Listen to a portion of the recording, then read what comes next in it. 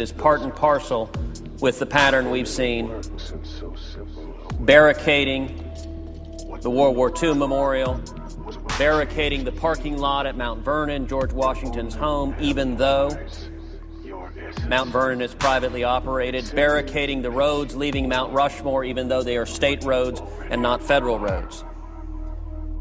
And the actions by the Department of Defense are also contrary to the statute that this body just passed. The military death gratuity is by statute a pay and personnel benefit. And accordingly, it is clearly funded by Public Law 113-39, the Pay Our Military Act, that was passed in a bipartisan manner this week. We already acted to prevent this, and unfortunately, the Defense Department is declining to follow that law that we passed. The legislation that this body already passed would immediately act to take the families of those soldiers and sailors and airmen and Marines whose lives are tragically taken, to take them off the table and say, regardless of what happens in a government shutdown, we're going to stand by the men and women fighting for America. And indeed, the House of Representatives has introduced a bipartisan bill to immediately fund death gratuity payments.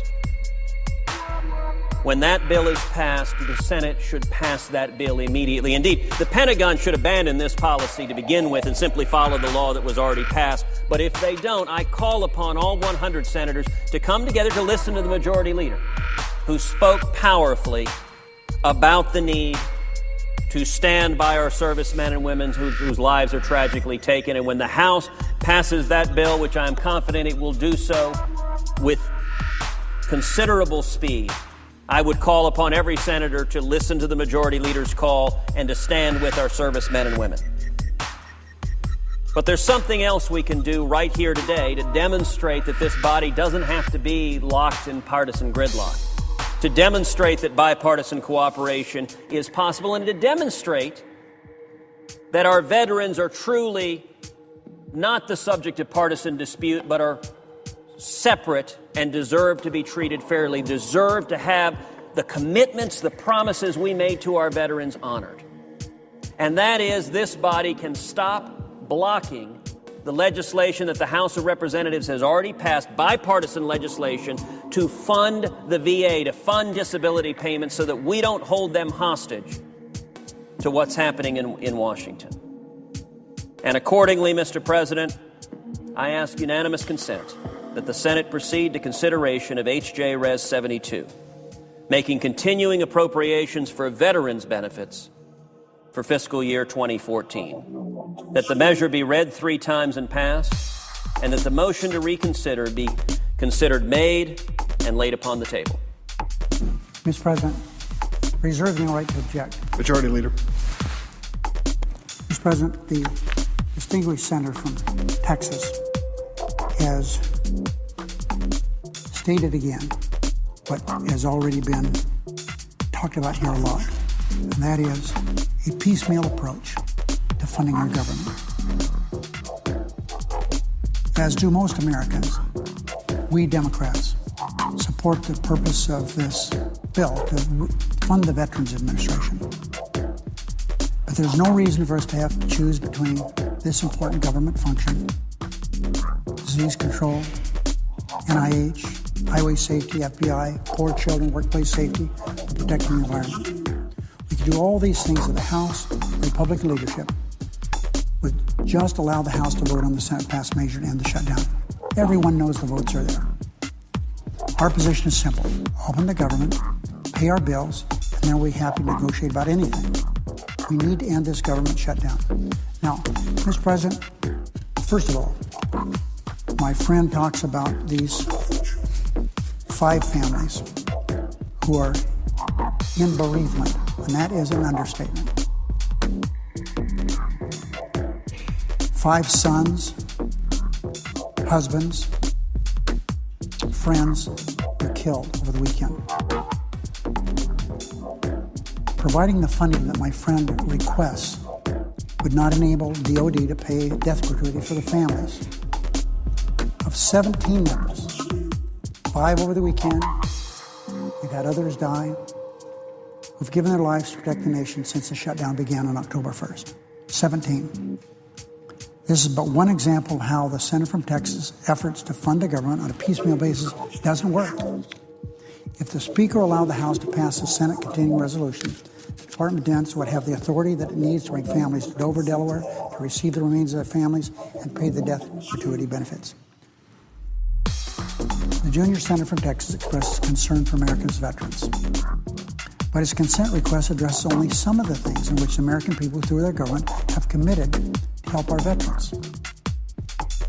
Let me quote from the remarks of the senator from Connecticut, Senator Murphy. He gave those remarks on the 3rd of October. Here's exactly what he said. I would note that I believe the resolution the Senator is offering and suggested be passed provides only partial funding for the VA. There is no funding here to operate the national cemeteries, no funding for the Board of Veterans Appeals, there's no funding for constructing VA hospitals and their clinics, there's no funding actually to operate the IT system that the entire VA needs in order to continue going forward. So, Mr. President. We have said that we are willing to give 200 votes, as the distinguished whip said, and others have said, 200 votes to open government, to go to the appoint conferees, to go to the table to discuss the budget. And that is to say to the Republican leadership in the House, we accept your number, we accept your path to the table, take yes for an answer. We haven't heard any offer of a short-term one way or another. And there's no concession on the debt ceiling. The debt ceiling needs to be lifted. They're not getting anything for that, and we haven't seen an offer for that. When we see an offer for that, we'll make a decision about that. Good policy, good economics, and building confidence for the American people would be extending it for a substantial period of time so the markets will have the confidence of where we're going to be next week, next month, and next year. So that although I think the answer to your question is we're not going to vote against making sure that America pays its bills, we think it ought to be a longer term for the economy and the growth of jobs. Hey, pig. Yeah, you.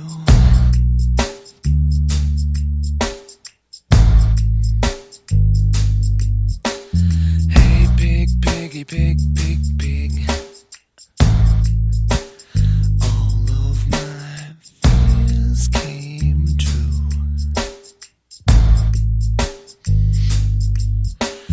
Black and blue and broken bones, you left me here alone. My little piggy needed something new. Nothing can stop me now, 'cause I don't care anymore. Nothing can stop me now, 'cause I don't care. Nothing can stop me now, 'cause I don't care anymore. Nothing can stop me now, 'cause I just don't care.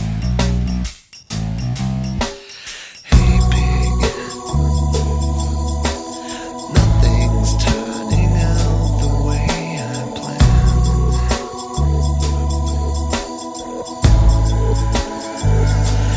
Hey, pig. There's a lot of things I hoped you could help me understand.